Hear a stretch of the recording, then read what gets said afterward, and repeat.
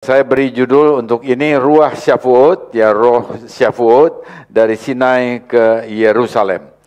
Jadi hari raya Syafuot selalu kalau kita baca Alkitab biasanya bangsa-bangsa Kristen bangsa-bangsa mulai dari Kisah Rasul pasal 2. Tetapi sebetulnya bukan di situ awalnya. Awalnya justru ada di dalam Torah.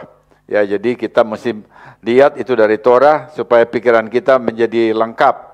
Merupakan satu garis panjang ya yang bicara tentang Torah. Jadi bagian yang pertama dari renungan atau khotbah ini adalah Syafuot sebagai hari raya 7 minggu, disebut hari raya 7 minggu atau minggu-minggu ya. Itu hal yang pertama yang perlu kita lihat. Kita buka Keluaran 19 ayat 1. Keluaran 19 ayat 1 mengatakan pada bulan ketiga setelah orang Israel keluar dari tanah Mesir, mereka tiba di padang gurun Sinai pada hari itu juga. Jadi ini ayat ini menyatakan bahwa Israel keluar dari Mesir, ya melewati Laut Teberau, dia berjalan dan kemudian setelah mereka berjalan selama tiga bulan dari kira-kira 3 bulan, yaitu dari 15 Nisan sampai akhir Nisan, kemudian bulan Iyar 1 bulan, kemudian pada kira-kira tanggal 6 Sivan mereka sampai di Gunung Sinai. Nah, ini yang diceritakan di dalam Keluaran 19 ayat 1. Ya, jadi mereka sampai pada bulan ketiga di padang atau gurun Sinai. Dan kemudian kita juga membaca bahwa setelah mereka sampai di kaki Gunung Sinai, Tuhan memerintahkan kepada Mose untuk naik ke puncak Gunung Sinai supaya Tuhan bisa memberi kepada dia 2 loh batu berisikan asar hadefarot atau 10 firman. Tadi udah kita baca 10 firman ya. Jadi itu diberikan dan 10 firman itu merupakan ringkasan dari Torah. Jadi kita harus tahu bahwa Torah itu 5 buku, ada 5 buku di dalam Alkitab kita, tapi itu semuanya itu seperti jadi diringkaskan di dalam 10 firman atau asar hadefarot. Jadi asar hadefarot itu punya representasi dari Torah. Itu diberikan oleh Tuhan kepada pada Mose mewakili bangsa Israel.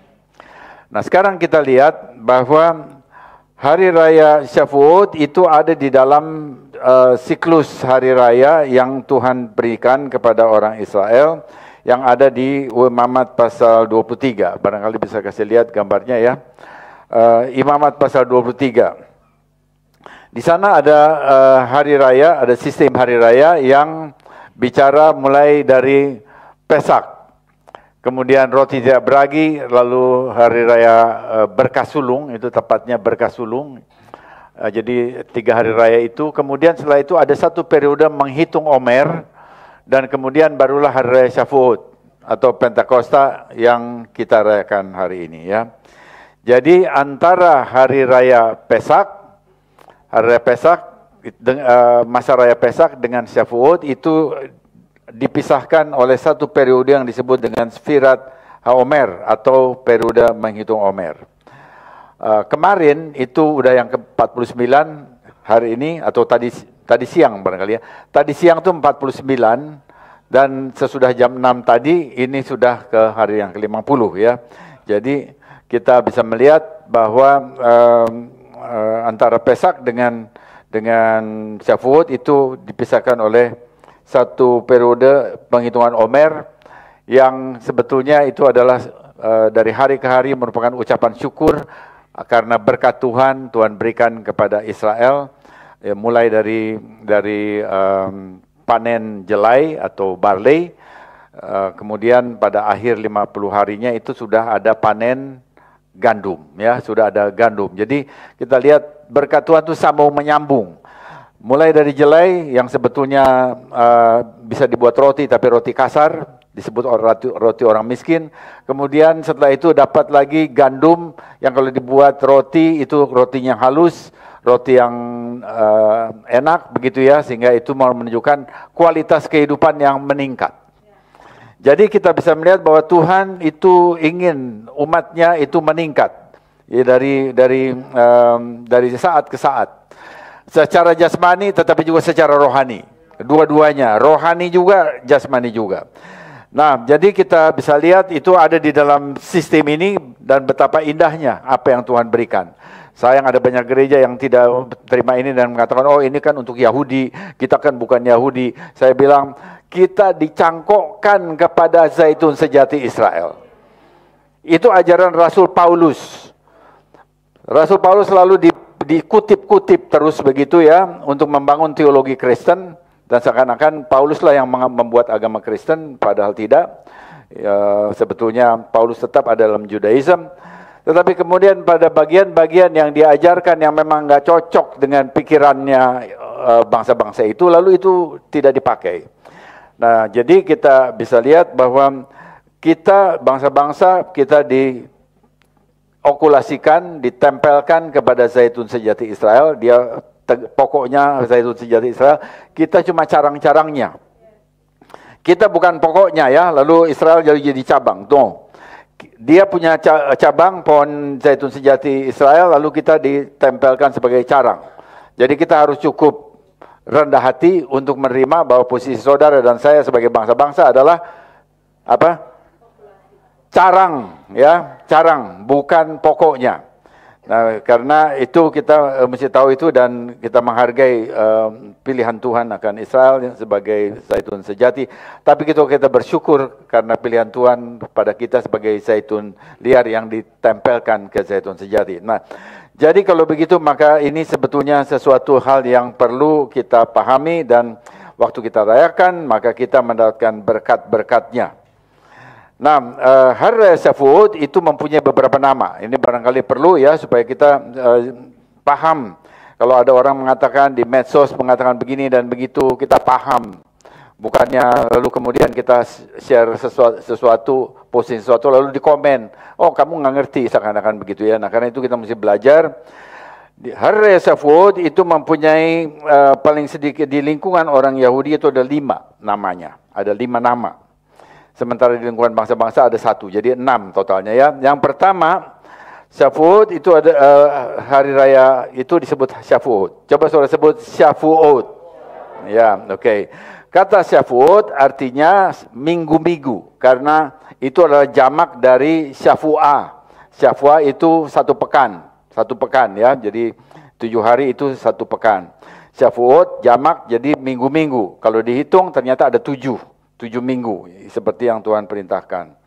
Jadi ini menandai selesainya periode penghitungan Omer selama 7 minggu antara Pesak dan Shavuot ya. Jadi itu yang pertama. Kemudian yang kedua Yom Habikurim. Coba sebut Yom Habikurim. Jadi terjemahannya Yom Habikurim adalah hari raya buah-buah sulung. Nah, jadi kita nggak bisa sebut buah sulung untuk supaya jangan saru, jangan waktu Yesua bangkit itu disebut buah sulung, tidak. Itu berkas sulung, itu Omer pertama, itu berkas Omer pertama, Omer sulung, ya, jadi yang pertama. Tetapi untuk buah-buah sulung itu adalah Shavuot. Ya karena itu tadi udah bawa buah dan sebagainya itu menjelaskan kenapa kita bawa buah, karena buah namanya itu adalah Yom Habikurim. Jadi di situ adalah panen gandum. Panen gandum pasti ya. Tapi juga ada buah-buahan di awal musim panas. Yang tadi saya lihat ya, ini di Google saya coba cari, oh ternyata buah yang matang pada saat Shavuot adalah buah ara dan juga buah anggur. Jadi ada buah-buahan yang dibawa juga. Dan itu jatuh pada hitungan Omer yang ke-50. Nah, jadi kita bisa lihat bahwa Yom Habikurim itu adalah hari yang ke-50, sementara berkas sulung jelai yang adalah kebangkitan Yesua itu Omer pertama. ya. Jadi Omer Rashid di sini ini Omer yang ke-50. Itu beda 50 hari. Jadi kita jangan sampai tertukar ya. Supaya kita menunjukkan bahwa semakin lama kita ada di Mesiani, kita ngerti apa yang sebetulnya istilah-istilah yang berlaku di dalam Torah, dalam bahasa Ibrani. Nah, jadi waktu 49 hari selesai, lalu kemudian ada persembahan, maka itu persembahan buah sulung itu adalah hari raya Shavuot. Nah, kemudian yang ketiga itu hak hakatsir. Hak hakatsir itu artinya festival tuayan atau panen, yaitu panen buah ara dan anggur. Tetapi juga tadi saya bicara sama Bu Morin, Bu Morin Hana lalu sebut, jangan lupa itu ada dairy katanya. Jadi ada susu dan cheese ya, yang seperti itu juga ada. Jadi itu artinya dari produk dari hewan. Itu juga ada ya. Jadi di samping tadi ada produk dari tanaman. Yang keempat itu atseret. Di dalam Talmud Shavuot juga disebut atseret yang berarti perhentian. Ini merujuk pada bahwa hari ini harus libur, perlu libur. Kita juga ingat ada istilah semini atseret, itu bukan di sini tapi itu dekat dengan Sukkot ya, pada hari ke-8 Sukkot. Jadi kita lihat ada istilah yang berulang tetapi dalam konteks yang berbeda. Shavuot juga disebut atseret. Kemudian yang kelima, zaman matan Torateinu, yaitu saat waktu pemberian Torah kita. Jadi zaman matan Torateinu. Coba disebut zaman matan Torateinu ya. Jadi disinilah hari raya Shavuot itu juga adalah hari raya pemberian Torah kepada Israel. Dan ini yang hampir pasti dilupakan atau tidak diketahui oleh Kristen bangsa-bangsa. Ya, karena dia cuma melihat separuh Alkitab, yaitu cuma di Kisah Rasul pasal 2 yang dia tahu. Dia nggak pernah lihat ini ya. Nah, karena itu kita di sini mau merayakan total. Itu khotbah ini sebut dari Sinai ke Yerusalem. Nah, kemudian yang keenam, ini bukan di lingkungan orang Yahudi. Torah itu diterjemahkan ke bahasa Yunani yang disebut dengan Septuaginta. Itu kira-kira tahun 300 sebelum Masehi oleh para rabi.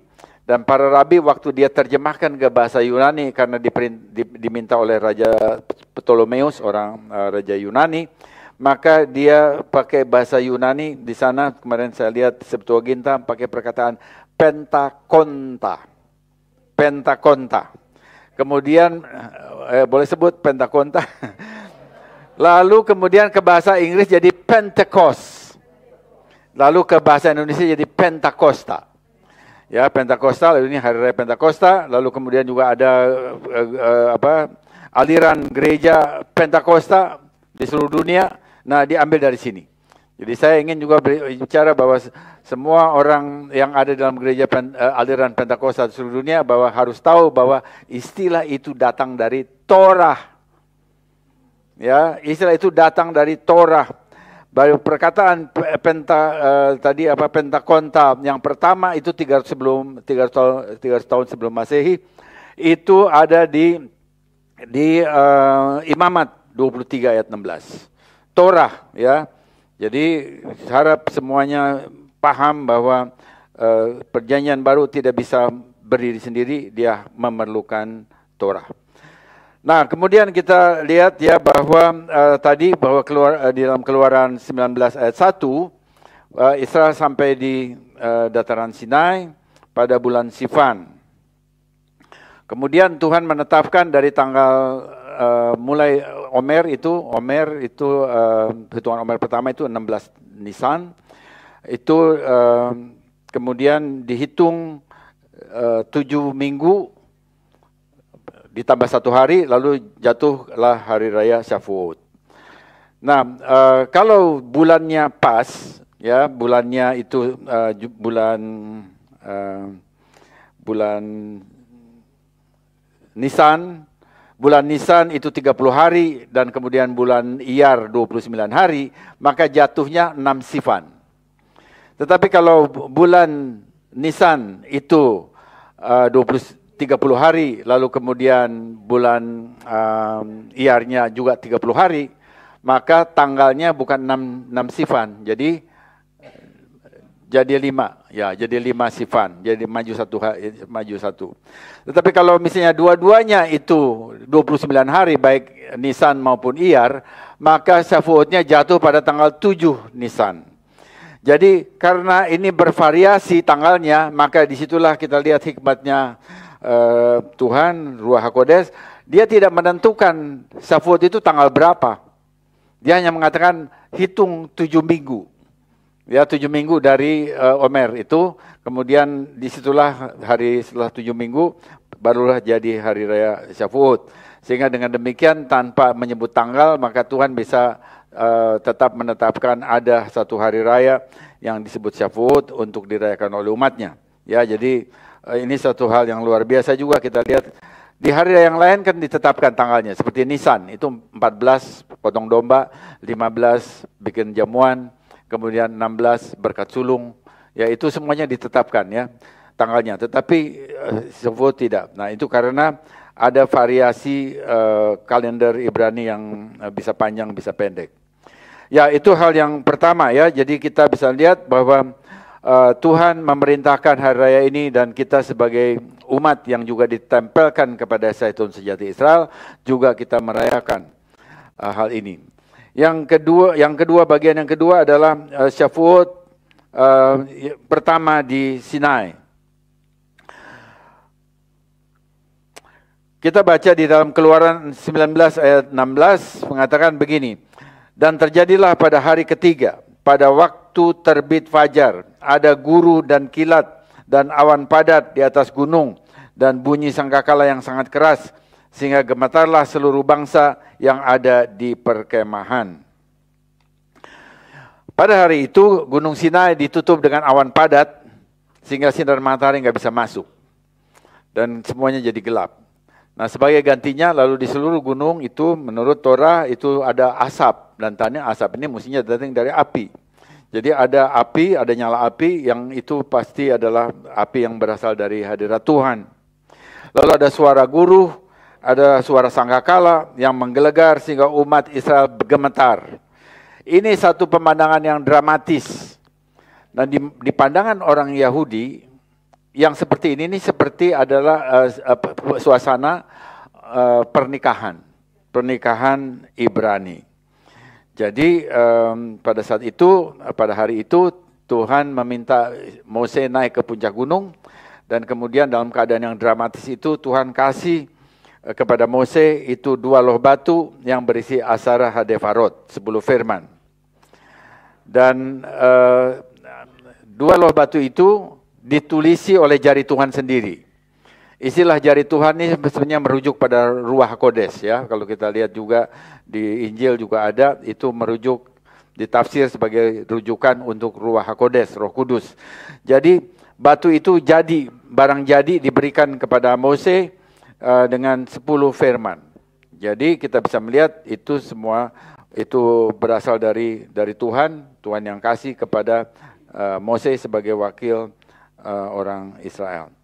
Nah, karena tadi pemandangan di Sinai itu udah seperti pesta pernikahan, lalu apa yang Tuhan kasih kepada Mose itu dipandang sebagai ketubah, sebagai perjanjian nikah antara Adonai Elohim, Tuhan penguasa langit dan bumi, dengan bangsa Israel.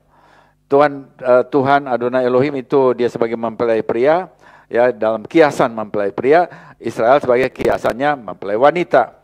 Dan kemudian keduanya mempunyai hubungan, yaitu diberi ketubah, dan ketubah itu perjanjian nikah melambangkan kasih. Nah ini yang penting ya. Jadi Torah itu adalah kasih. Lambangnya kasih itu ada dilambangkan oleh Torah. Dan kita bisa lihat itu di dalam 10 firman. 10 firman itu Asara Hadefarat itu menurut pikiran orang Yahudi, itu 5 yang pertama itu adalah untuk mengasihi Tuhan. Dan 5 yang terakhir itu untuk mengasihi sesama. Jadi kalau begitu maka di sini kita lihat bahwa Torah itu memang kasih. Jadi yang pertama ya, akulah Adonai Elohimmu yang membawa engkau keluar dari tanah Mesir. Itu yang pertama. Kemudian lima pertama tuh akhirnya tuh yang kelima itu adalah hormatilah ayah dan ibumu. Atau sabat ya barangkali yang benar. Nah, jadi kita bisa melihat bahwa hormatilah ayah dan ibumu itu merupakan bagian dari perintah untuk mengasihi Tuhan. Jadi menghormati ayah dan ibu itu di dalam pikiran orang Yahudi, dalam budaya orang Yahudi itu sama seperti menghormati Tuhan. Jadi saya mulai pikir, karena juga orang Tionghoa juga katanya hormat sama orang tua, sangat menghormati orang tua. Tapi kalau kita lihat apa yang ada di dalam Torah, maka respek kepada orang tua di lingkungan umat Tuhan, dalam hal ini Israel, itu lebih tinggi daripada orang Tionghoa menghormati orang tuanya. Karena menghormati orang tua di dalam Torah itu sama dengan menghormati Tuhan. Siapa yang bisa lawan begitu ya? Nah, jadi kita bisa melihat di situ bahwa Torah itu mempunyai nilai yang demikian. Nah, kemudian setelah itu 5 yang berikutnya, mulai dari jangan membunuh, jangan membunuh, jangan berzina, jangan mencuri, jangan saksi dusta, jangan mengingini milik sesamamu, itu adalah mengasihi sesama. Jadi jelas sekali di dalam 10 firman itu umat Tuhan diminta untuk mengasihi Tuhan dan juga untuk mengasihi sesama. Jadi kalau begitu Torah itu adalah kasih. Intinya adalah kasih. Tetapi ini kan jarang kita dengar. Bahwa seringkali yang didengar dalam teologi Kristen adalah itu adalah itu hukum yang menunjuk dosa. Seakan-akan kalau dengan Torah lalu kita selalu dituding dosa kita. Jadi dikasih persepsi yang kurang bagus begitu ya. Lalu kalau gitu kita perlu anugerah. Anugerahnya di mana? Di dalam Injil. Sehingga Injil dengan Torah dipertentangkan. Nah, ini cara-cara berpikir yang begini yang seharusnya udah harus lewat begitu ya. Tetapi kita harus menjelaskan itu. Dan saya harap setiap kali kita mendengar Torah, belajar Torah, ini semua kita dapat menjelaskan kepada orang-orang yang tidak paham akan hubungan Injil dengan Torah. Injil dan Torah adalah dua-duanya berjalan bergandengan tangan. Jadi Torah itu adalah badan pengetahuannya, body of knowledge-nya. Sedangkan Injil adalah bagian dari Torah yang disebut dengan kabar baik. Itu Injil. Jadi Injil ada di dalam Torah. Dan Torah itu merupakan kerangka besar untuk Injil. Ya, itu ya. Nah, kemudian kita coba lihat sudah kita melihat bahwa Torah itu adalah kasih. Sekarang kita lihat kitab Rut. Tadi sudah dibaca kitab Rut. Di dalam hari raya Shavuot selain Torah juga dibaca kitab Rut. Mengapa kitab Rut? Jadi Rut itu adalah orang Moab. Tadi kita udah baca itu ya. Ditinggal mati oleh suaminya, orang Israel. Kemudian dia mengikuti mertuanya, Naomi, untuk kembali ke Israel, ke Bethlehem ya. Jadi dia mau bergabung dengan umat Israel. Jadi ini merupakan sesuatu gambaran yang tadi bahwa kita bangsa-bangsa itu adalah carang liar yang ditempelkan ke zaitun sejati. Dari mana kita bisa dapat? Ternyata nenek moyang dari bangsa-bangsa itu yang namanya Rut itu sudah melakukannya. Ya, tadi kita sudah baca bahwa dia menikah dengan Boaz dan kemudian punya anak Obed. Kemudian punya cucunya Isai, kemudian cicitnya David ya. Dan dari Daud lalu keluar Mesias Yeshua. Baru dari sana. Jadi kitab ini satu kitab yang perlu kita kenali dengan baik untuk menunjukkan bagaimana Tuhan sejak awal itu sudah mempunyai rencana mengintegrasikan bangsa-bangsa ke dalam perjanjian Israel.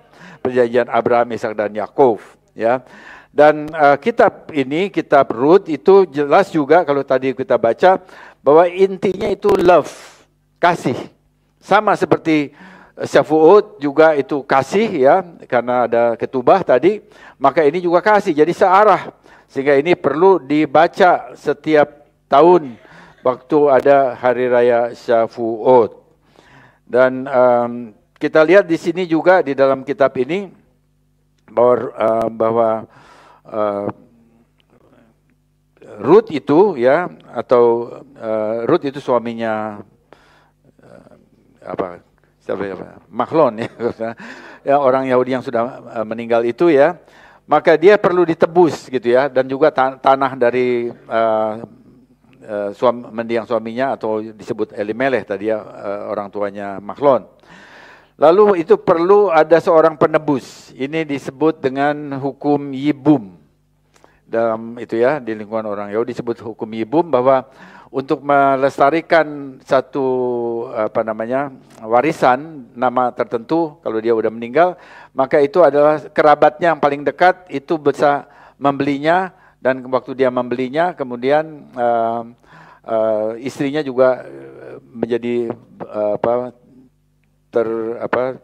juga terlibat di sana, dan kemudian dia membelinya dengan supaya nama orang yang meninggal itu tetap dipelihara, begitu ya. Nah, itu dilakukan oleh Boaz untuk Ruth. Dan dengan demikian maka nama Kilion itu tetap terpelihara. Dan dengan hukum penebusan ini, kita tahu bahwa Yeshua, dia datang menjadi manusia, dia adalah firman Elohim yang menjadi manusia. Mengapa dia harus menjadi manusia? Itu pernah saya inikan juga, bahwa di medsos itu dikatakan, kenapa mesti Tuhan kalau mau mengampuni itu bisa dari sorga, kenapa mesti jadi manusia katanya. Ini ada tuh di medsos begitu ya. Dan lalu banyak orang Kristen yang nggak bisa jawab gitu ya. Iya, kenapa nggak dari sorga aja kasih ini pengampunan? Ternyata saudara, ini jawabannya ya di kitab Rut. Juga itu di Imamat 25, bahwa ada hukum penebusan. Jadi seorang itu bisa menebus apa yang ditinggalkan oleh seseorang ya yang meninggal, itu kalau dia mempunyai hukum kekerabatan yang dekat, yang kerabat dekat. Jadi dalam hal ini kita balik ke Rut sebentar, yang bisa menebus apa yang menjadi hak dari atau warisan dari suaminya Rut itu adalah seseorang, tapi kemudian dia nggak mau menerimanya, dia kemudian itu jatuh kepada Boaz. Jadi Boaz itu kerabat dekatnya dari Naomi dan kemudian Rut ya. Nah, dengan cara yang sama, Yeshua HaMashiach waktu Tuhan dia mau melakukan penebusan terhadap manusia yang berdosa, maka firman-Nya itu harus jadi manusia. Supaya dalam keadaan manusia dia bisa menebus manusia yang berdosa. Nggak bisa Tuhan langsung dari atas surga lalu itu melawan hukumnya. Hukumnya harus ada kekerabatan yang dekat. Jadi bagaimana manusia ini kerabat dekatnya siapa? Bukan binatang, tapi manusia. Karena itu firman yang ada bersama-sama dengan Elohim dan adalah Elohim harus turun menjadi manusia supaya kemudian bisa berkerabat dekat dengan manusia yang berdosa. Dan dalam keadaan itu dia berhak menebusnya. Jadi itu adalah hukum penebusan yang kita lihat di dalam kitab Rut dan juga itu dalam Torah. Jadi memang Yeshua harus jadi manusia supaya dia bisa menebus saudara-saudaranya yang ada yang berdosa, karena dalam posisi sebagai manusia dia juga bisa menebus manusia yang lain dari segala hal yang akan dialaminya ya. Nah, baik, saya kira itu yang kita bisa lihat di sini. Dan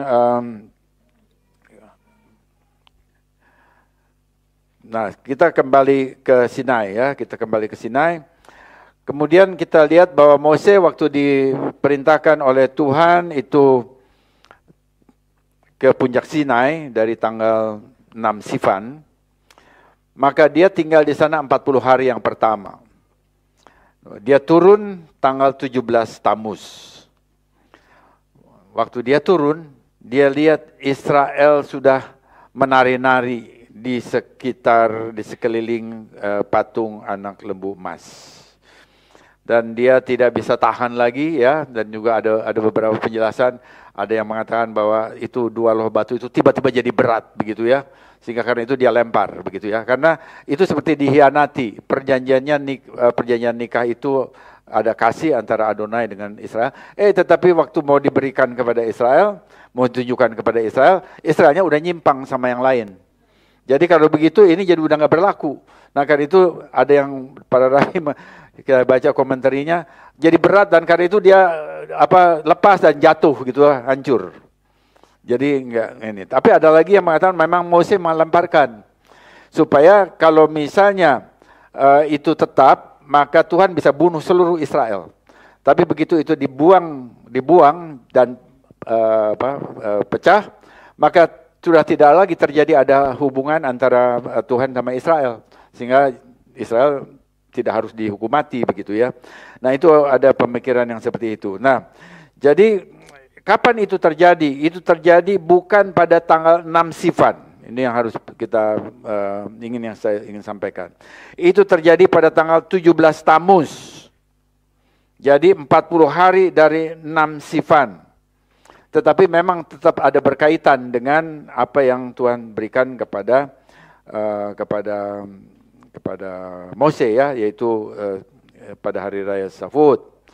Nah, jadi mengapa Israel demikian? Karena Israel itu tidak sabar atau khawatir. Mose udah lebih dari 1 bulan, dia nggak pernah turun lagi dari puncak dengan pikiran biasa. 3 hari orang nggak minum atau berapa hari itu dia bisa mati. Apalagi ini udah 1 bulan, ya. Oh pasti Mose udah meninggal barangkali. Tapi dia nggak ada yang memberitahu. 40 hari, tapi waktu 40 hari justru dia muncul ya dengan melihat ada patung anak lembu emas ada disembah-sembah. Nah hari itu Tuhan memerintahkan semua penyembah berhala itu dibunuh, disingkirkan. Dan suku Lewi itu merespon perintah itu sehingga 3.000 orang mati pada saat itu ya. Itu tanggal 17 Tammuz ya. Tapi nanti kita lihat bagaimana Tuhan kita itu Tuhan yang berhitung. Ya, jadi seakan-akan rugi Tuhan 3.000. Itu 3.000 orang meninggal karena menyembah berhala tuangan. Oke. Itu yang terjadi di Sinai tanggal 17 Tammuz. Nah, sekarang bagian yang ketiga adalah Shavuot di Yerusalem. Shavuot di Yerusalem ya. Nah, kemudian kita lihat ya bahwa waktu Tuhan memberikan Torah di Sinai, kemudian ada insiden anak lembu emas, lalu itu sesuatu yang seperti ada kelemahan ya, ada sesuatu kelemahan. Apa kelemahannya? Torah itu ditaruh di batu. Torah ditaruh di batu, dan karena itu umat Israelnya dia mesti pikir, mesti masukin ke hati baru dia bisa lakukan. Karena itu ada di batu, di luar dirinya. Jadi sepertinya ada satu bentuk kelemahan begitu ya, bukan karena kata-katanya yang nggak jelas atau 10 firman itu tidak jelas, tetapi mediumnya itu sepertinya sesuatu yang lain, kurang pas. Sepertinya begitu ya. Nah, karena itu Tuhan melakukan sesuatu hal yang luar biasa, terobosan melalui para nabi. Melalui para nabi, coba kita lihat, kita kutip aja hanya ada 2, yaitu Nabi Yoel. Tahun 835 sebelum Masehi. Dia melalui dia Tuhan mengatakan, Adonai Elohim mengatakan akan mencurahkan rohnya. Tadi sudah kita baca, kemudian pada hari itu juga akan terjadi bahwa aku akan mencurahkan rohku ke atas semua manusia, maka anak-anakmu laki-laki dan perempuan akan bernubuat, orang-orangmu yang tua akan mendapatkan mimpi, teruna-turunamu akan mendapat penglihatan-penglihatan. Juga kepada hamba-hambamu laki-laki dan perempuan akan kucurahkan rohku pada hari-hari itu. Jadi Tuhan melihat bahwa memberikan Torah di atas batu itu ada sesuatu, memang mediumnya lemah begitu ya. Lalu dia bilang dia akan kasih rohnya. Tetapi rohnya ada di mana? Di mana rohnya? Nah ini lalu dipertegas oleh nubuat Nabi Yehezkiel. Yehezkiel itu belakangan dari Yoel, dia tahun 570 sebelum Masehi. Lalu Tuhan bicara melalui Nabi Yehezkiel bilang begini, 36 ayat 27 ya. Rohku akan kuberikan diam di dalam batinmu dan aku akan membuat kamu hidup menurut segala ketetapanku. Ketetapan ini pakai perkataan Ibrani kukai, ketetapan yaitu ketetapan yang diberikan tanpa alasan. Dan tetap berpegang pada peraturan-peraturanku, pakai perkataan mispotai, yaitu peraturan yang menghubungkan, yang mengatur hubungan antara sesama. Seperti jangan membunuh, jangan berzina, jangan mencuri, itu mispotai semuanya ya. Dan melakukannya. Jadi kalau kita lihat ayat ini, maka kita tahu bahwa Ruach HaKodes itu, Roh Kudus, Roh Tuhan itu diberikan supaya umat Tuhan menjalankan Torah. Jadi apa dikatakan? Dan aku akan membuat kamu hidup menurut ketetapanku. Rohku akan kuberikan diam di dalam batinmu dan aku akan membuat kamu hidup menurut segala ketetapanku. Ketetapan itu adalah, tadi saya katakan, kukai itu perintah Tuhan yang tidak diberi alasannya. Misal ya, saya percaya bahwa itu termasuk kosher. Diperintahkan begitu lalu nggak dikasih alasannya kenapa gitu. Kalau jangan membunuh itu ada alasannya, karena kita diciptakan menurut gambarnya Elohim. Lalu kalau kita merusak gambar Elohim, maka dia juga mesti dirusak. Itu ada ayat yang bilang begitu ya. Karena itu capital punishment itu ada di dalam Torah. Tetapi makan nggak ada ya. Itu diperintahkan dan kita mesti ikuti. Kemudian jadi dengan demikian kita bisa tahu bahwa umat Tuhan itu diberikan Ruach HaKodes, Roh Kudus, Roh Tuhan, supaya dengan roh itu lalu bisa melakukan perintah-perintah Tuhan. Dan ditaruh dalam Torah. Nah kemudian dua nubuat itu ya dipenuhi dalam hari raya Syafuot di Yerusalem sesudah Mesias Yesua naik ke surga. Sekitar tahun 30 Masehi ya. Atau 1300 tahun sesudah Syafuot pertama di Gunung Sinai. Jaraknya jauh banget, 1300 tahun. Nah, kita bisa lihat juga bahwa Syafuot itu jatuh di kalender ini, di kalender internasional itu akhir Mei atau awal Juni ya. Dan itu adalah satu musim, itu akhir musim semi saya kira, akhir musim semi, awal musim panas ya di daerah itu ya. Jadi di Yerusalem itu tidak ada angin yang keras yang seperti musim gugur gitu ya, anginnya tuh bisa keras. Seperti di Danau Galilea musim gugur menjelang Sukot itu keras anginnya. Kita pernah kehujanan dan besar sekali dan ombaknya besar di sana ya.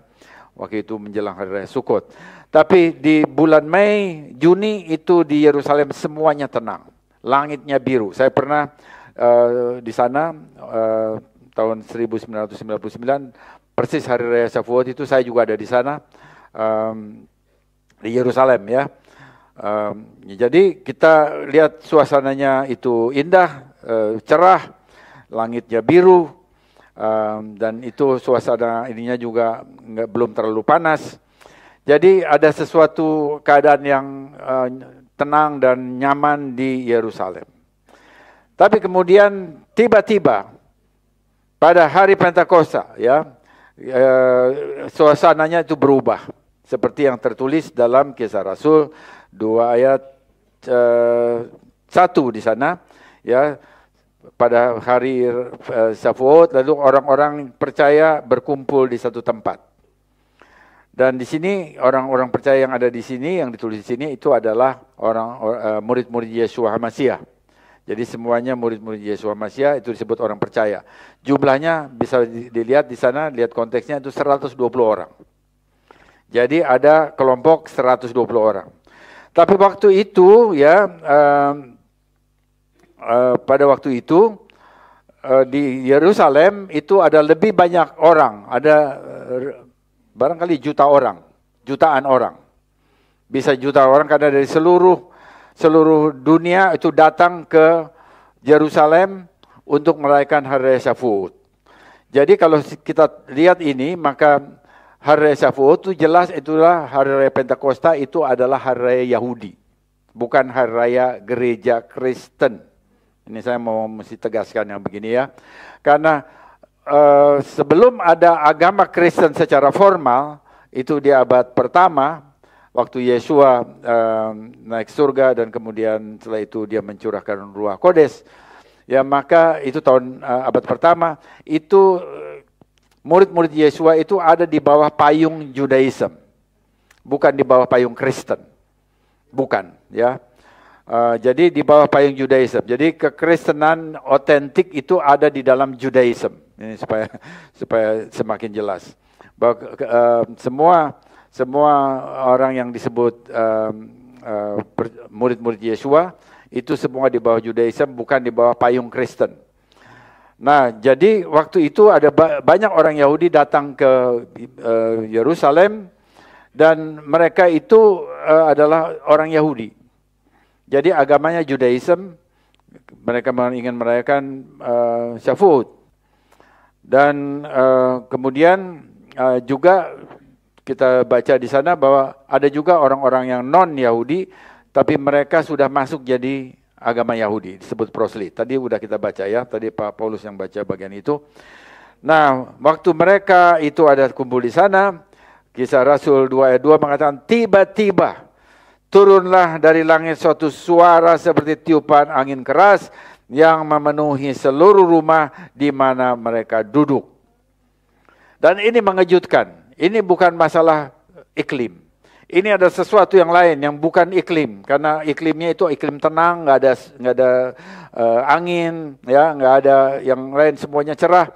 Tapi tiba-tiba ada yang seperti ini, tiupan angin keras yang memenuhi seluruh rumah dan kemudian tampaklah kepada mereka lidah-lidah seperti nyala api yang terbelah dua, dan mereka semua dipenuhi dengan Roh Kudus. Lalu mereka mulai berbicara dalam bahasa-bahasa lain seperti yang diberikan oleh Roh itu kepada mereka untuk mengatakannya. Maka penuhlah mereka dengan Roh Kudus, lalu mereka mulai berkata-kata dalam bahasa-bahasa lain seperti yang diberikan oleh Roh itu kepada mereka untuk mengatakannya. Kisah Rasul 2 ayat 3 dan 4 ya. Nah, jadi kita bisa lihat di situ suasananya menjadi sesuatu yang berubah, dramatis. Ada suara seperti angin keras begitu ya. Ada di seluruh rumah mereka, bait atau rumah atau bait yang mereka ada. Dan kemudian ada lidah-lidah api, nyala api yang terbelah dua di atas kepala mereka, dan mereka mulai berbicara dalam bahasa-bahasa lain. Dan ini sesuatu yang luar biasa. Jadi apa yang terjadi itu semuanya itu ada di dalam konteks agama Judaism ya. Jadi Hari Raya Shavuot itu memang adalah hari raya orang Yahudi. Jadi kalau saudara baca bahwa ini Kristen, salah bacanya. Jadi harus tahu bahwa itu ada urutan ini. Jadi bangsa-bangsa belum dapat bagian waktu Hari Raya Shavuot, belum dapat. Bangsa-bangsa baru dapat keselamatan melalui Cornelius, Kisah Rasul pasal 10. Kisah Rasul pasal 2 itu 100% ada di bawah lingkungan Judaism. Ini orang-orang Yahudi, 120 murid, dan semua orang-orang yang datang dari seluruh dunia itu juga orang-orang Yahudi. Dan juga orang proselyt, yang artinya statusnya itu agama Yahudi ya. Nah, jadi mereka datang dari tahun ke tahun ke Yerusalem. Nah, jadi kemudian juga kita lihat ada 120 murid-murid Yesua. Siapa mereka? Mereka ada 12 rasul, tapi lebih dari itu mereka adalah orang-orang nelayan biasa. Ada yang jadi pemungut cukai seperti Matityahu pemungut cukai tadinya. Kemudian ada pedagang-pedagang ya. Tetapi mereka tiba-tiba menjadi ahli bahasa. Mereka tidak pernah keluar Israel, tapi mereka bisa bicara berbagai bahasa. Dan itu dinyatakan di sini, ada orang-orang yang datang dari luar Yerusalem bilang begini, lihatlah, bukankah semua orang ini berbicara, yang berbicara ini orang Galilea? Dan mereka itu berbicara dalam bahasa-bahasa yang bahasa-bahasa yang dikenal oleh para pendatang di asal negeri mereka. Bagaimana mereka bisa mendengar dan berbicara dalam bahasa kita sendiri, katanya begitu ya. Nah, coba kita lihat di dalam Kisah Rasul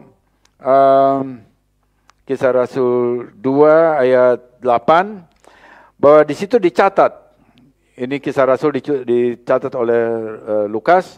Lukas mencatat ada 16 negeri atau negara yang dicatat di sini merupakan asal dari orang-orang yang kumpul di Yerusalem. Ya, kita coba lihat di sana ya, ayat 9. Orang Partia, Media, Elam, Mesopotamia, Yudea, Kapadokia, Pontus dan Asia, Frigia dan Pamfilia, Mesir, Libya, Kirene, dan pendatang dari Roma. Dan semuanya dikatakan baik orang Yahudi maupun penganut agama Yahudi. Orang Kreta, orang Arab, kita mendengar mereka berkata-kata dalam bahasa kita sendiri, maksudnya dari mereka orang Yahudi dan proselyit, tapi datang dari semua negara itu. Dan kemudian apa yang mereka katakan? Di sini dikatakan mereka semuanya mengatakan perbuatan-perbuatan yang besar yang dilakukan oleh Elohim. Nah, coba kita lihat Bapak Ibu ya, semua negara itu sebaran lokasinya di mana saja. Boleh kasih lihat. Kalau bisa lihat ya, ini karena diambil dari buku itu ya. Coba saudara lihat ya, kita lihat ya dari Yerusalem di sana, kemudian kita lihat yang ujung kiri atas itu Roma. Jadi ada orang dari Roma datang ke sana. Dia bukan orang Katolik ya, Katolik belum ada waktu itu orang Yahudi yang tinggal di Roma datang ke Yerusalem. Kemudian kita lihat ada Partia di sana, Partia, kemudian Media, kemudian Elam, kemudian Mesopotamia, terus lagi di atas itu ada Pontus, itu semua Frigia, itu daerah Yunani ya, Pamfilia, itu semua. Mereka datang ke Yerusalem. Itu semua orang Yahudi yang ada di diaspora. Mereka datang. Kemudian dari selatan juga ada itu Arab ada di sana. Ya, bisa orang Arab yang proselyit, tetapi adalah orang Yahudi yang tinggal di Arab. Dia datang ke Yerusalem.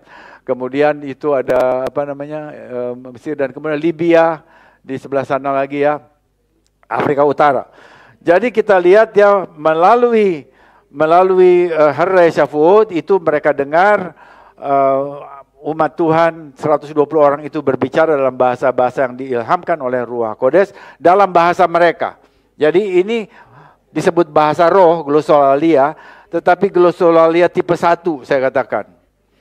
Tipe 1 itu bahasa yang dipahami oleh orang-orang ini. Jadi dia bukan bahasa yang tidak diketahui, tapi bahasa Arab, mereka bahasa Aramaik, bahasa Arab, bahasa Elam, bahasa Italia, ya Latin, ya mereka dengar semuanya itu. Ya. Nah, jadi itu adalah Syafuot di Yerusalem, dan pada waktu itu ya maka mereka memuliakan Tuhan dengan segala perbuatan Tuhan yang besar, dan dari situlah maka orang-orang Yahudi yang kumpul di sana pergi ke sebuah tempat dan mereka menyaksikan apa yang dikhotbahkan oleh Rasul Petrus kepada mereka, bahwa Yesua adalah Mesias. Jadi kalau kita lihat ambil Roma ya, Roma itu waktu sebelum Paulus dia datang ke Roma dan dipenjarakan di sana, bahkan dihukum mati di sana, maka Roma itu sudah ada orang-orang yang percaya. Dari mana bisa begitu? Saya percaya bahwa dari Hari Raya Syafuot. Ya, mereka dengar, kemudian mereka bawa kabar yang dikhotbahkan oleh Petrus kembali ke Roma, dan orang Roma mulai percaya kepada Yesua Masias. Nah, waktu mereka mulai berbicara itu, maka kita bisa lihat ya bahwa banyak orang yang lihat, oh ini barangkali mabuk. Ini mabuk ini, karena ya saya rasa saya bisa paham ya, orang yang kalau dipenuhi dengan Ruach Kodes itu seperti air, seperti angin yang mengalir gitu ya. Cepat dia bicaranya, dia bukan gagap. Dia mengalir gitu, sehingga waktu dia ngomongnya cepat begitu ya, kita bilang itu urapan Tuhan, itu lalu seperti orang bisa seperti dipandang sebagai orang mabuk. Karena itu dikatakan ini,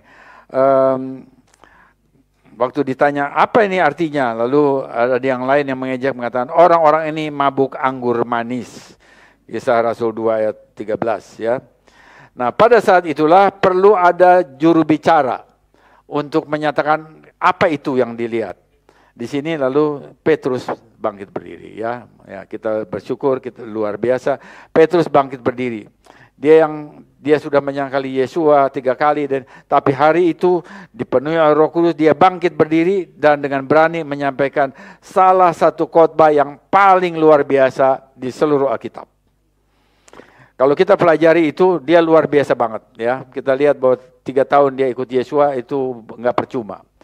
Tetapi juga diurapi Roh Kudus ya. Dia ambil semua nubuat-nubuat itu dan kemudian dia aplikasikan kepada Yesua.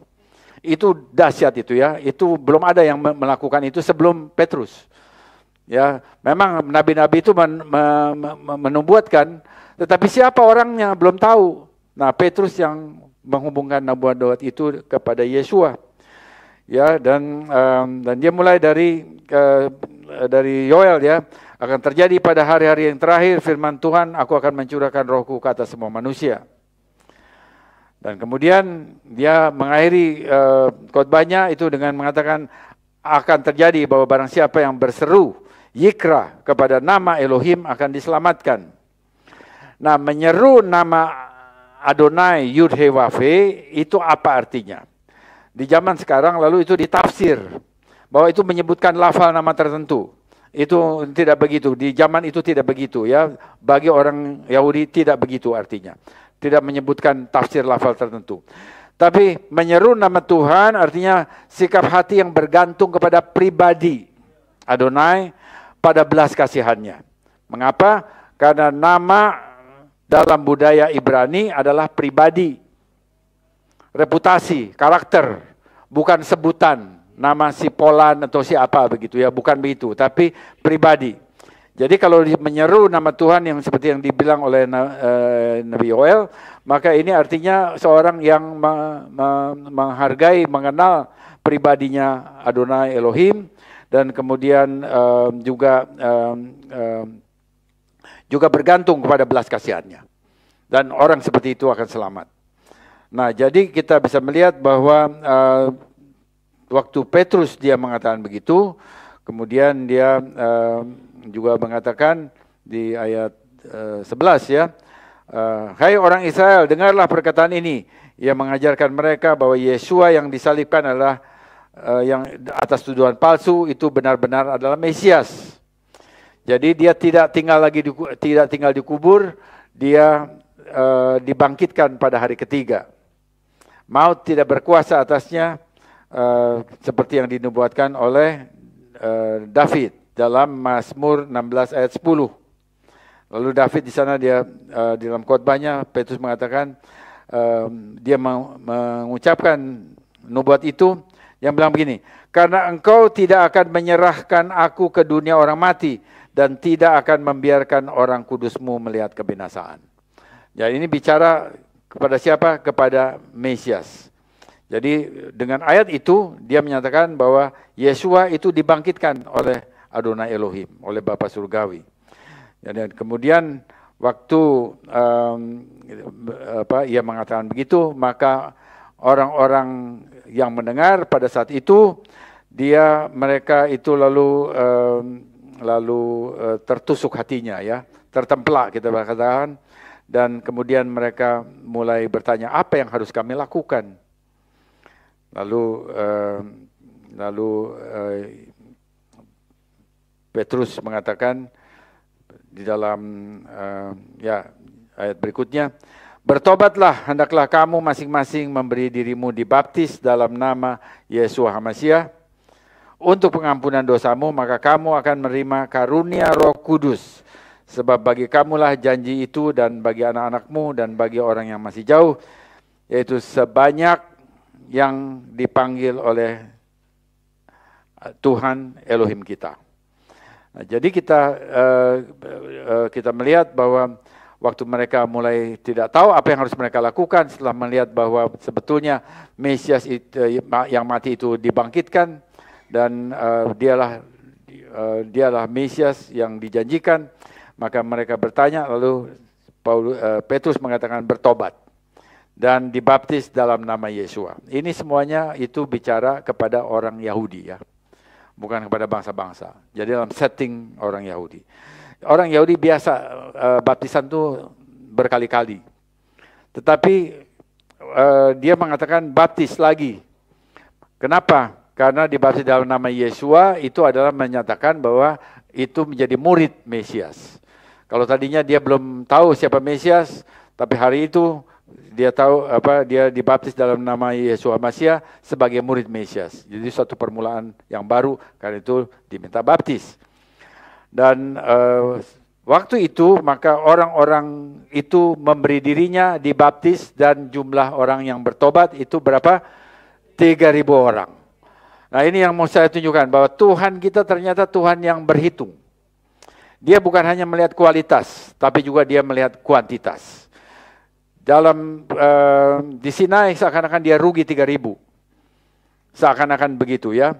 Tetapi tidak, dia ambil lagi 3.000 untuk melengkapi angkanya, sehingga ada 3.000 jiwa orang Yahudi yang masuk dalam kerajaan Elohim. Dan ini terjadi pada hari raya Syavuot. Nah, ada orang yang mengatakan begini, kalau Torah, waktu Torah diberikan di Sinai itu kan kata-kata aja. Itu karena itu mematikan katanya. Kata-kata itu mematikan, tapi roh itu menghidupkan. Jadi di Yerusalem itu roh dan itu menghidupkan. Ada 3.000 orang yang masuk dalam kerajaan. Itu lalu itu menjadi satu ucapan yang sepertinya agak sedikit ada sejarahnya, tetapi sebetulnya menghunjam Torah. Bahwa Torah tertulis itu bikin kematian. Sementara Roh Kudus itu memberikan kehidupan. Itu enggak betul. Tadi saya tunjukkan bahwa mereka dihukum 3.000 orang itu mati oleh pedangnya kaum Lewi. Itu karena apa? Bukan karena Torah. Karena apa? Karena menyembah patung anak lembu emas. Itu yang tidak disebut. Sehingga sering kali itu, saya suka melihat itu bahwa Torah di Sinai itu orang 3.000 mati, dan kemudian kalau Ruach Kodes di Yerusalem ada 3.000 orang bertobat, kita mau pilih yang ini, bukan yang ini. Oh tidak saudara ya, itu iblis yang mengacaukan Israel, sehingga iblis tahu bahwa kalau Torah dipahami oleh Israel, maka dia yang tamat, iblis yang tamat. Karena itu dia coba gagalkan, dan kemudian berhasil, dan kemudian ada patung anak lembu emas, dan akhirnya mereka menyembah, dan Israel itu rugi 3.000 orang. Nah, jadi kita bisa lihat bahwa Tuhan kita tidak membiarkan hal itu terjadi. Dia Tuhan yang berhitung, dan dia mengambil 3.000 orang pada hari raya Syavuot di Yerusalem. Dan kemudian setelah diberikan kepenuhan Roh Kudus, apa yang dilakukan oleh jemaat Yerusalem? Apakah mereka melupakan Torah? Apakah Roh itu, kalau kita dipimpin oleh Roh, kita nggak akan lagi tidak akan ada di bawah Torah? Ada ayat yang seperti itu ya. Tapi itu maksudnya kita tidak di bawah tudingan Torah sebagai orang berdosa. Sebetulnya itu maksudnya. Tetapi kita melakukan Torah sebagai pedoman hidup. Pedoman hidup kudus. Nah, jadi kalau kita lihat di dalam Kisah Rasul, maka Kisah Rasul pasal 21 atau 15 saya kira, waktu Paulus datang ke Yerusalem, maka Yakobus mengatakan, lihatlah beribu-ribu orang Israel itu sudah tetap rajin memelihara Torah. Itu adalah jemaat Yerusalem. Jadi jemaat Yerusalem adalah jemaat yang dibentuk oleh pencurahan Roh Kodes pada hari raya Syavuot. Dan ternyata mereka tetap memelihara Torah. Jadi kita bisa melihat sama seperti yang dinubuatkan oleh Yehezkiel tadi ya, Nabi Yeskiel 36 ayat 27, bahwa Tuhan memberikan Torah kepada umatnya supaya mereka memegang ketetapannya dan melakukan peraturannya. Melakukan kukotai dan juga melakukan mispotai. Jadi kita bisa lihat bahwa ini yang sedang kita lakukan sekarang. Ya, kalau kita rayakan ini, rayakan Syafuot hari ini bukan saja tentang Ruach Kodes tetapi juga Torah. Bukan saja Torah tetapi juga Ruach Kodes. Dua-duanya ya saling merangkul satu sama lain. Karena tidak mungkin Torah itu diberikan karena yang memberikan itu adalah Ruach Kodes. Semua kitab diilhamkan oleh Roh Kudus, termasuk Torah. Nah, kemudian setelah itu ya waktu kita melakukan Torah kita menerima Roh untuk supaya kita paham dan kita bisa melakukannya dengan sebenarnya. Ya, saya masih perlu 5 sampai 5 menit lagi bisa ya.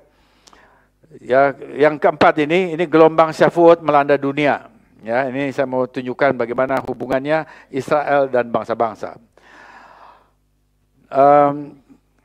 Kita melihat bahwa kehilah yang didirikan Yeshua HaMashiach itu adalah kehilah di Yerusalem, bukan di Roma, ya, di Yerusalem. Yerusalem adalah kota rohani. Bait suci pertama dan bait suci kedua didirikan di Yerusalem. Ruach Kodes juga dicurahkan secara massal di Yerusalem. Kita udah baca itu tadi ya. Nah, kemudian pada tahun 70, bait suci 2 dihancurkan oleh tentara Roma dipimpin oleh Jenderal Titus. Kemudian tahun 135, Kaisar Romawi Hadrian menaklukkan Yerusalem dan mengganti namanya menjadi Aelia Capitolina.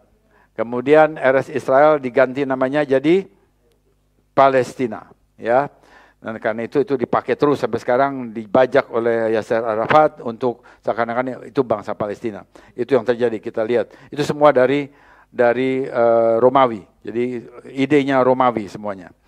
Nah, kemudian setelah tahun 135 itu tidak ada satu orang Yahudi bisa tinggal di Yerusalem. Semuanya harus kosong, steril dari orang Yahudi.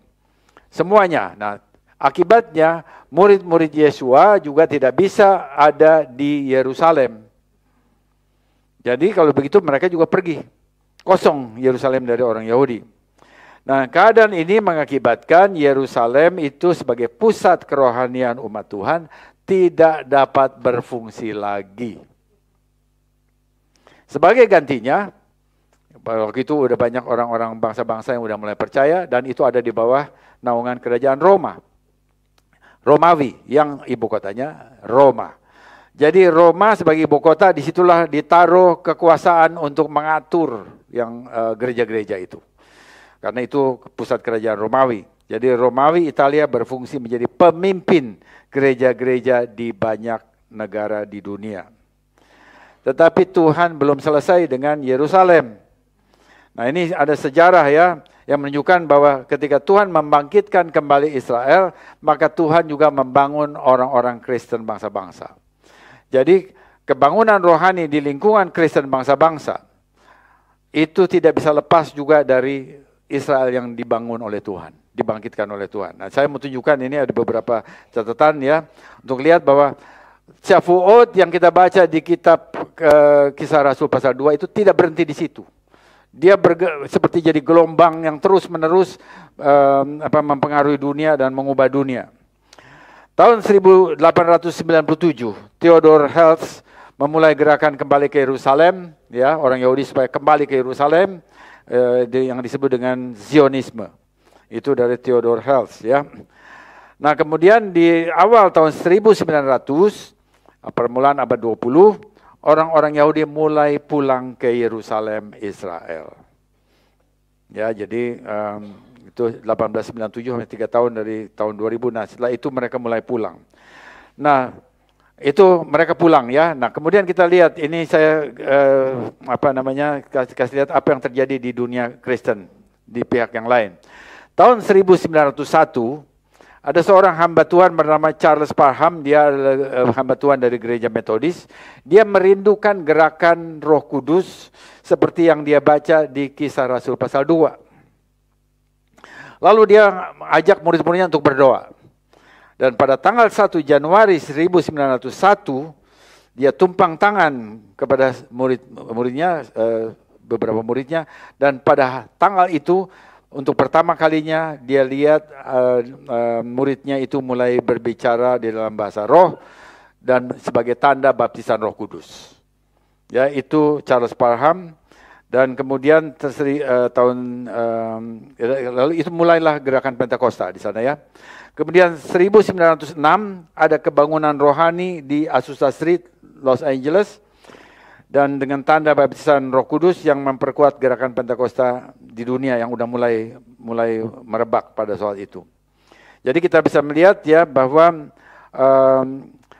waktu Israel pulang ke Yerusalem, dan Yerusalem adalah kota rohani, maka ada sesuatu yang terjadi di lingkungan Kristen bangsa-bangsa yang seakan-akan mengikuti. Ya, dia duluan, kemudian ini diikuti. Itu baru satu, ya. Nah, kemudian kita lihat tahun 1948. Umat Israel mendeklarasikan kemerdekaan, muncul negara Israel berdaulat sesudah 2000 tahun diduduki oleh bangsa-bangsa lain. Nah, berkat paralelnya itu di lingkungan Kristen bangsa-bangsa, ya, ada, ya, kita lihat tahun 1947-48 Tuhan membangkitkan pelayanan kesembuhan ilahi di lingkungan Kristen melalui tokoh-tokoh seperti Smith Wigglesworth, William Branham, T.L. Osborne, Oral Roberts. Itu mulainya tahun 1950-an. Jadi dekat setelah Israel merdeka, baru beberapa tahun kemudian muncul itu. Bahkan ada yang tahun 46 juga sudah mulai ada kesembuhan ilahi di nama-nama yang tadi saya sebut. Jadi paralel gitu, ya. Di sini Tuhan melakukan sesuatu untuk Israel, pada saat yang sama lalu Tuhan juga melakukan sesuatu di lingkungan Kristen bangsa-bangsa. Tahun 1967 melalui perang 6 hari, kota Yerusalem dipersatukan di bawah otoritas Israel. Pada tahun yang sama di Amerika Serikat, Tuhan menggerakkan satu gerakan besar di lingkungan anak muda yang disebut dengan Jesus Movement. Nah, tahun itu saya masih remaja, ya, dan saya selalu ikutin yang begitu. Itu ada majalah Time, entah di mana sekarang, itu ada gambaran Jesus Movement, begitu, ya, dan itu bagi saya sesuatu yang sangat memberkati. Nah, bersama dengan Jesus Movement itu muncul gerakan Charismatic Movement yang menyebar ke seluruh dunia sampai di Indonesia tahun 1970-an. Dan saya adalah satu orang yang dijamah oleh Tuhan melalui Charismatic Movement ini, ya. Berbahasa roh di sana melalui seorang misionaris Amerika, Wayne Crook, yang datang. Nggak ada KKR, nggak ada apa. Saya hanya berdiskusi sama dia tentang ini Roh Kudus. Kemudian dia berdoa, taruh tangannya di bahu saya, dan setelah itu bahasa rohnya keluar, ya. Jadi saya dijamah, ya, melalui ini. Nah, kalau kita lihat ini ternyata tahun 60 itu sudah 67 setelah Israel mempersatukan Yerusalem. Kemudian kita lihat juga, ya, bahwa waktu Jesus Movement itu kaum hippie. Di sini banyak yang nggak tahu, ya, hippie. Hippie itu gerakan kaum muda yang bebas, tidak mau terikat pada apapun, lalu dia juga, ya, segala hal termasuk moralnya juga mau bebas aja, begitu, ya. Jadi memisahkan diri, ada di komun-komun gitu, nggak mau kerja di kantor, dan gaya hidup yang seperti itu. Nah, jadi kaum hippie ini dijamah oleh Tuhan dalam Jesus Movement tadi, ya. Lalu di antara mereka itu juga ada orang-orang Yahudi. Tuhan jamah mereka juga, kenal Yeshua. Dan kemudian di antara mereka itu ada beberapa yang menjadi rabi mesianik. Yang saya pegang bukunya adalah Rabi Russell Resnick. Kemudian juga setelah itu ada Dr. Michael Brown, ya, itu namanya saudara bisa kenal. Jadi lalu melalui mereka muncullah namanya Messianic Jew Movement atau Messianic Jew, gerakan Messianic Jew. Lalu kemudian gerakan Yahudi Messianic itu orang Yahudi semua, mereka tulis buku. Nah, buku-bukunya itu kita bisa baca, saya beli dan kita baca, lalu mulai Tuhan taruh di dalam hati kita, dalam hati bangsa-bangsa, dan kemudian kita pun tertarik untuk masuk di dalamnya. Dan mulailah gerakan mesianik bangsa-bangsa. Dan saudara dan saya ada dalam segmen itu ya, yang ini. Nah, jadi kita bisa melihat bahwa ini jalan terus ya, dan terus menyambung.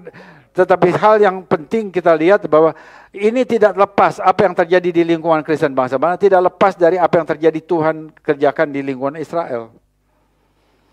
Dan hari ini kalau kita bisa merayakan Hari Raya Shavuot ya, maka kita percaya dan kita berterima kasih juga pada Bu Maureen yang bisa hadir di sini ya, bersama ya umat Yahudi dan bangsa-bangsa kita bersatu merayakan perintah Tuhan Hari Raya Shavuot. Dan kita bersyukur untuk itu. Jadi kita percaya bahwa waktu Tuhan mencurahkan Ruach Kodesnya kepada kita, maka Dia memampukan kita. Dalam keadaan kita tidak mampu kita dimampukan. Kita di enabler, di enabling ya. Jadi kita diberdayakan sehingga kita bisa menjadi saksi-saksi bagi Mesias Yeshua di Indonesia. Dengan gaya hidup kita yang semakin baik, semakin teratur, semakin mencerminkan kemuliaan Tuhan, semakin menunjukkan kesaksian yang indah, juga dengan tutur bahasa kita yang baik, kesaksian yang jelas, hikmat yang dari Ruach Kodes, sehingga kabar baik Yeshua Mashiach boleh terus dibawa kepada seluruh bangsa, dan bukan hanya tentang Dia, tapi juga tentang Torah. Kita bisa menjelaskan Torah dengan baik kepada seluruh bangsa ini, sehingga kita menjadi bagian dari remnant yang Tuhan taruh di Indonesia, remnant atau kaum sisa yang akan membuat kaum sisa yang lain, memperbesar kaum sisa di Indonesia bagi kemuliaan nama Tuhan.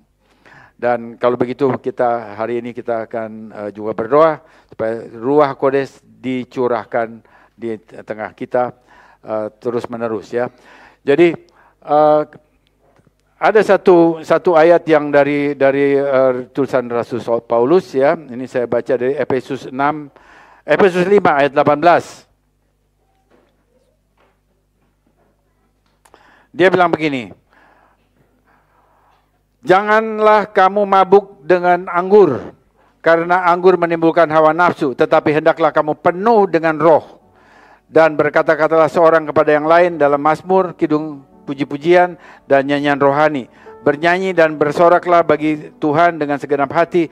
Ucapkanlah syukur senantiasa atas segala sesuatu dalam nama Tuhan kita, Yeshua HaMashiach, kepada Elohim Bapa kita, dan rendahkan dirimu seorang pada yang lain dalam takut akan Mesias. Saya percaya bahwa kepenuhan itu bisa berulang. Ya, jadi kita pernah penuh mungkin beberapa tahun yang lalu, tapi kemudian kondisi kehidupan kita bisa berubah. Tapi hari ini Tuhan ingin memenuhi kita lagi, supaya kita menjadi penuh dan selalu penuh, dan kita menjadi saksian yang kuat bagi kemuliaan Tuhan. Sama seperti HP saudara harus di-charge setiap hari, demikian juga kita harus penuh setiap saat, kita penuh dengan Ruach Kodes.